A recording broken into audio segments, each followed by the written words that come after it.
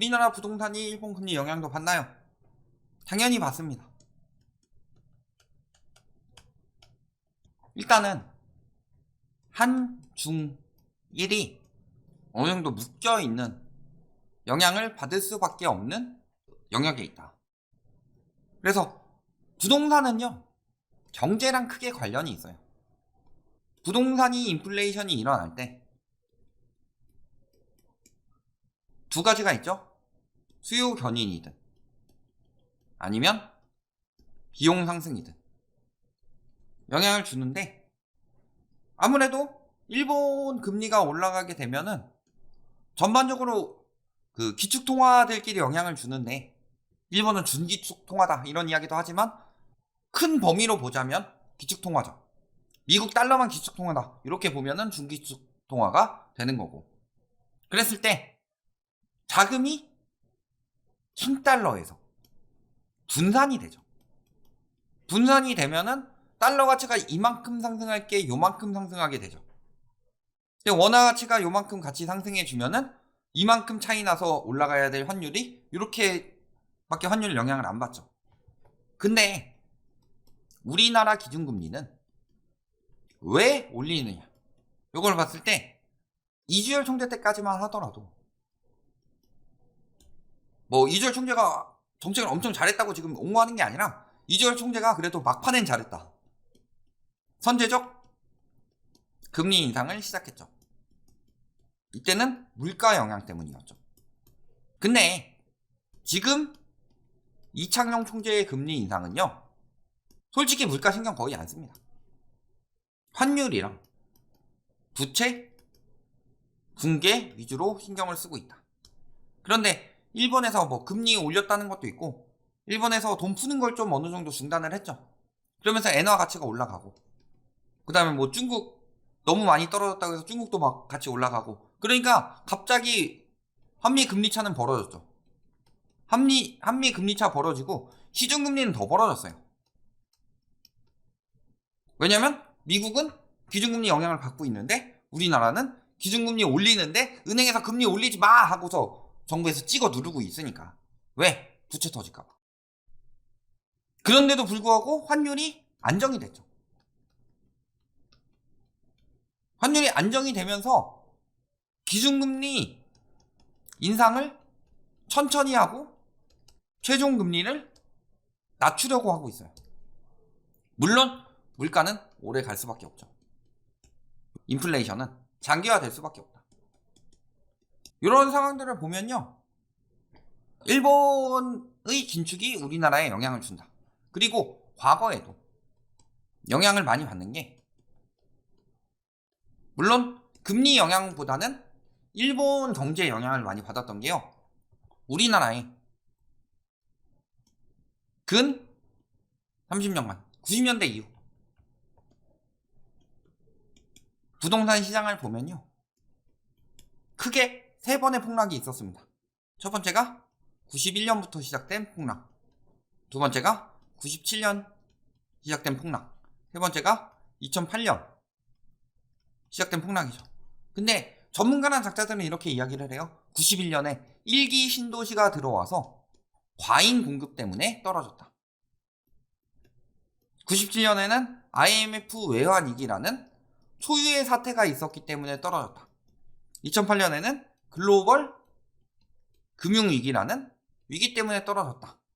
그러니까 경제 위기가 오거나 공급으로만 집값이 떨어질 수 있다, 이런 이야기를 하죠. 근데 이게 진짜 개뿔도 모르는 상황인 게, IMF 외환위기는 그렇다 칩시다. 그래서 얘는 단기적으로 끝났어요.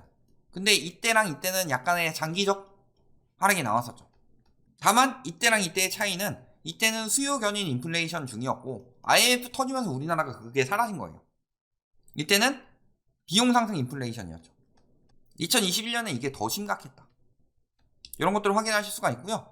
일기 신도시 과잉 공급, 물론 일기 신도시 공급이 영향이 없다는 건 아니에요.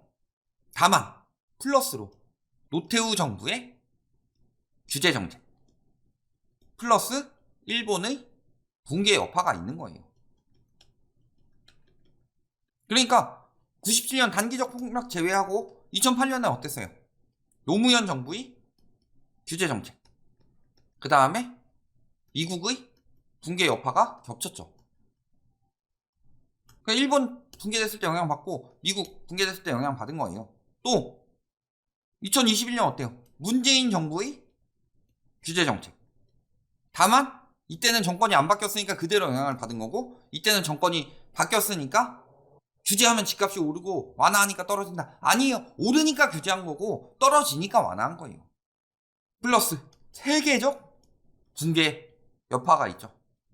미국도 붕괴하고, 일본은 그렇다 치더라도 오른 게 없으니까 중국도 붕괴하죠. 유럽도 붕괴하죠. 이번에는 전이랑은 차원이 다른 상황이다. 왜냐면 돈을 너무 많이 풀었어요.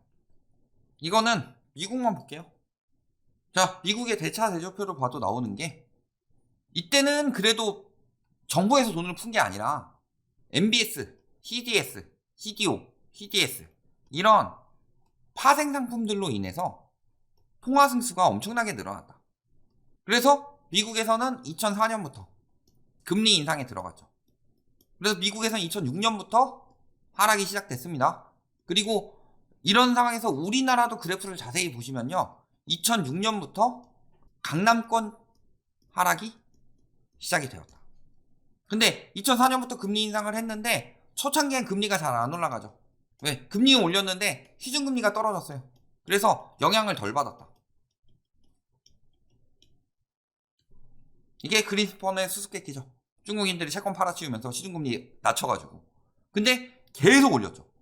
그래서 붕괴가 왔고, 그 붕괴 때문에 돈을 풀었어요. 한 차례 풀고 여기 한 차례 더 풀죠. 그러다가 너무 많이 풀었다 싶어서 감축시키다가 코로나 터져서 풀었죠. 그러니까 당시에 비해서 이만큼이나 과잉 유동성이 공급이 된 거죠. 장기적 우상향 부분을 감안을 하더라도. 이게 축소가 되니까 당연히 자산시장의 붕괴는 있을 수밖에 없다. 우리나라도 마찬가지고. 이런 것들 생각하시면은 우리나라 부동산 거품은 당연히 세계적 여파를 받을 수밖에 없는 상황이다. 근데 우리나라가 특별히 더 위험하다. 4가지. 첫 번째, 늘 강조했던 가계부채. 가계부채가 최고 수준이다. 그 다음에 두 번째는 집값 거품. 아직도 거품이 아니라 그래요. 똘똘한 채는 저평가니 뭐니 이야기를 하고 있는데요. 뉴욕 PIR이 6대예요. 6점 몇이에요. 근데 서울 PIR이 18이다. 이것만 보더라도 얼마나 거품이 많이 꼈는지 보인다. 세 번째가 전세 제도죠. 이 영향이 왜 문제가 크냐? 유동성이 이중으로 들어온다. 그래서 우리나라는 부동산, 자산 비중이 굉장히 높게 형성이 되어 있다. 네 번째가 비기축 통화죠.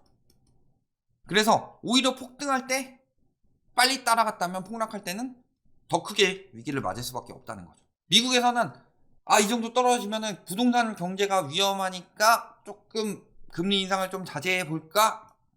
우리나라는요, 이 정도 떨어지면 부동산 경제가 위험한데 미국에서 자제를 안 하니까 우리나라는 따라가야 되니까 계속 떨어질 수밖에 없다. 이런 영향이 굉장히 크다.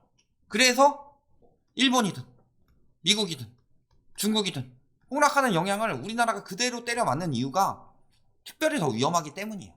근데 문제는 가계부채가 역대급이라는 거. 그래서 우리나라 부동산 위기는 계속 있을 수밖에 없다라고 하는 게 디레버리징이 안 돼서 그래요. 일본 GDP 대비 가계부채를 보면은 한 번 디레버리징이 되죠. 자, 미국 GDP 대비 가계부채는요, 일본은 일본 터질 때 됐고, 미국은 글로벌 금융위기 때 디레버리징 됐어요, 한 번. 그러니까 코로나 때 요만큼 쌓였더라도 미국은 지금 경제 여파가 심각하게 안 좋지 않은 게 그렇게 크게 영향을 안 받았기 때문이에요. 많이 올랐다고 하더라도. 근데 우리나라는 어때요? 디레버리징이라고 말하긴 좀 우스운 만큼 소폭의 감소는 있지만 굉장히 많이 증가했죠. 근데 외국 같은 경우는 부동산 자산 비중이 한 30-40% 정도.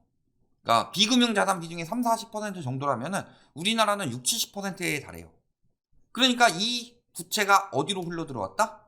다른 나라는 주식도 많이 들어가고 부동산도 들어가고 등등으로 들어갔지만 우리나라는 거의 부동산 몰빵이다. 언제 이후? 닷컴 버블 터진 이후. 그러니까 이번에 가계부채가 디레버리징이 되면은 굉장히 심각한 상황이 올 것이다. 여태까지 봤던 옛날에 조금 떨어지다 말았어요. 결국엔 우상향해요. 이런 거랑 차원이 다른 게 다가오고 있는데 요거를 지금 굉장히 망각하고 있다. 그런데 우리나라는요. DSR 적용도 굉장히 늦어서 부채 상승을 막지도 못하고 오히려 초이노믹스로 부채 상승을 키웠죠. 그때 생겼던 문제들이 지금 터지고 있는 거예요. 그래서 말씀을 드리잖아요. 폭등보다 폭락이 더 안 좋다라고 사람들이 이야기를 하는데, 전문가나 작자들이. 그러면서 폭락하면서 여러 가지 문제들이 생겨요. 이 이야기를 하는데요. 그 폭락하면서 생기는 문제들은 폭등했기 때문에 생기는 문제들이에요. 폭등하지 않으면 폭락할 일이 없어요. 우리나라는 부동산 자산의 특성상. 그러니까 폭등이 문제였던 거예요. 암에 걸린 게 문제지. 암을 수술해가지고 째가지고 피가 나오고 입원해야 되고, 그래서 너 입원하고 있는 거, 야, 너 수술하기 전에는 잘만 걸어 다니더만 안 걸렸어도. 근데 암 적출하고 네가 수술해가지고 누워있으니까 지금 죽만 먹어야 되고 링거 맞아야 되고 병원에 입원해야 되고 더 안 좋아 보여. 이 이야기 하고 있는 거예요.